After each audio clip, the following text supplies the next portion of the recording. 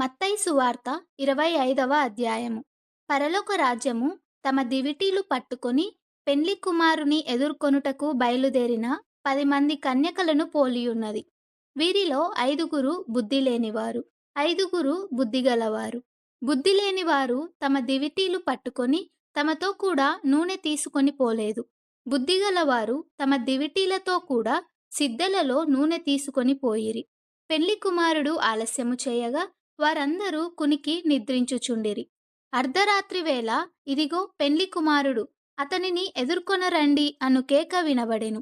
అప్పుడు ఆ కన్యకలందరూ లేచి తమ దివిటీలను చక్కబరిచిరి గాని బుద్ధిలేని ఆ కన్యకులు, మా దివిటీలు ఆరిపోవుచున్నవి గనుక మీ నూనెలో కొంచెము మాకియ్యుడని బుద్ధిగల వారిని అడిగిరి. అందుకు బుద్ధిగల కన్యకలు, మాకును మీకును ఇది చాలదేమో, మీరు అమ్మువారి యొద్దకు పోయి కొనుక్కొనుడని చెప్పిరి. వారు కొనబోవుచుండగా పెండ్లి కుమారుడు వచ్చెను. అప్పుడు సిద్ధపడి ఉన్నవారు అతనితో కూడా పెండ్లి విందుకు లోపలికి పోయిరి. అంతటా తలుపు వేయబడెను. ఆ తరువాత తక్కిన కన్యకలు వచ్చి, అయ్యా అయ్యా, మాకు తలుపు తీయుమని అడగగా అతడు, మిమ్ము నెరగనని మీతో నిశ్చయముగా చెప్పుచున్నానెను. ఆ దినమైనను గడి అయినను మీకు తెలియదు గనుక మెలకువగా ఉండుడి. పరలోక రాజ్యము ఒక మనుష్యుడు దేశాంతరమునకు ప్రయాణమై తన దాసులను పిలిచి తన ఆస్తిని వారికప్పగించినట్లుండును. అతడు ఒకనికి 5 తలాంతులను, ఒకనికి 2, ఒకనికి 1 ఎవని సామర్థ్యము చొప్పున వానికిచ్చి వెంటనే దేశాంతరము పోయెను. 5 తలాంతులు తీసుకొనిన వాడు వెళ్ళి వాటితో వ్యాపారము చేసి మరి 5 తలాంతులు సంపాదించెను. అలాగుననే 2 తీసుకొనిన వాడు మరి 2 సంపాదించెను. అయితే 1 తలాంతు తీసుకొనిన వాడు వెళ్ళి భూమి త్రవ్వి తన యజమానుని సొమ్ము దాచిపెట్టెను. బహుకాలమైన తరువాత ఆ దాసుల యజమానుడు వచ్చి వారి యొద్ద లెక్క చూచుకొనెను. అప్పుడు 5 తలాంతులు తీసుకొనిన వాడు మరి 5 తలాంతులు తెచ్చి, అయ్యా, నీవు నాకు 5 తలాంతులను అప్పగించితివే, అవియుగాక మరి 5 తలాంతులు సంపాదించితినని చెప్పెను. అతని యజమానుడు, భలా నమ్మకమైన మంచి దాసుడా, నీవు ఈ కొంచెములో నమ్మకముగా ఉంటివి, నిన్ను అనేకమైన వాటి మీద నియమించెదను, నీ యజమానుని సంతోషములో పాలు పొందుమని అతనితో చెప్పెను. అలాగే 2 తలాంతులు తీసుకొనిన వాడు వచ్చి, అయ్యా, నీవు నాకు 2 తలాంతులు అప్పగించితివే, అవియుగాక మరి 2 తలాంతులు సంపాదించితినని చెప్పెను.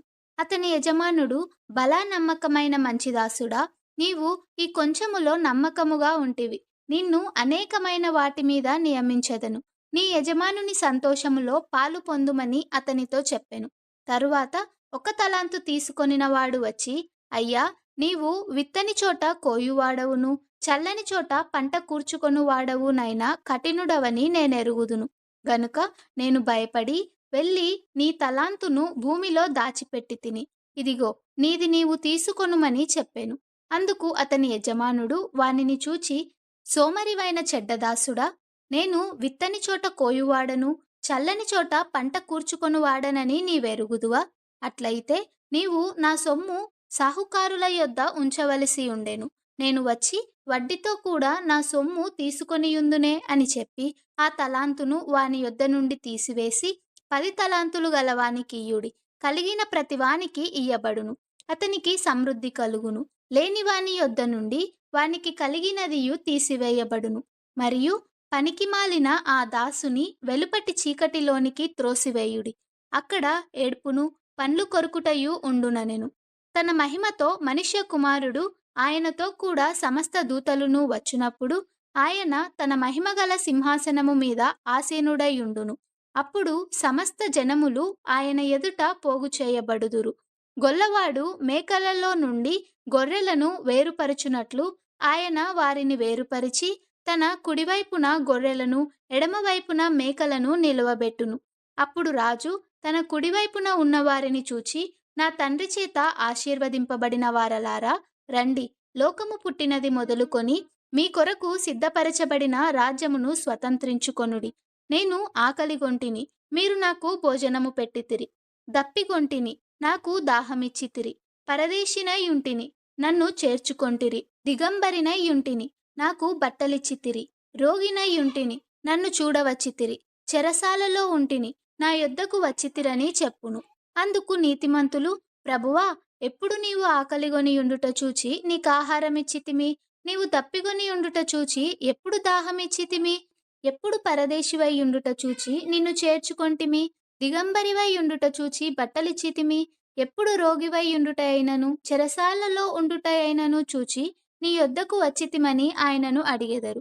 అందుకు రాజు, మిక్కిలి అల్పులైన ఈ నా సహోదరులలో ఒకనికి మీరు చేసితిరి గనుక నాకు చేసితిరని నిశ్చయముగా మీతో చెప్పుచున్నానని వారితో అనును. అప్పుడాయన ఎడమవైపున ఉండు వారిని చూచి, శపింపబడిన వారలారా, నన్ను విడిచి అపవాదికిని వాని దూతలకును సిద్ధపరచబడిన నిత్యాగ్నిలోనికి పోవుడి. నేను ఆకలిగొంటిని, మీరు నాకు భోజనము పెట్టలేదు. దప్పిగొంటిని, మీరు నాకు దాహమీయలేదు. పరదేశినై యుంటిని, మీరు నన్ను చేర్చుకొనలేదు. దిగంబరినై యుంటిని, మీరు నాకు బట్టలియ్యలేదు. రోగినై చెరసాలలో ఉంటిని, మీరు నన్ను చూడరాలేదని చెప్పును.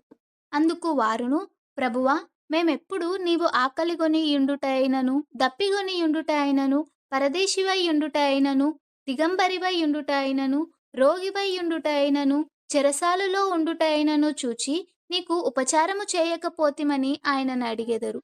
అందుకాయన, మిక్కిలి అల్పులైన వీరిలో ఒకనికైనను మీరు ఈలాగు చేయలేదు గనుక నాకు చేయలేదని మీతో నిశ్చయముగా చెప్పుచున్నానని వారితో అనును.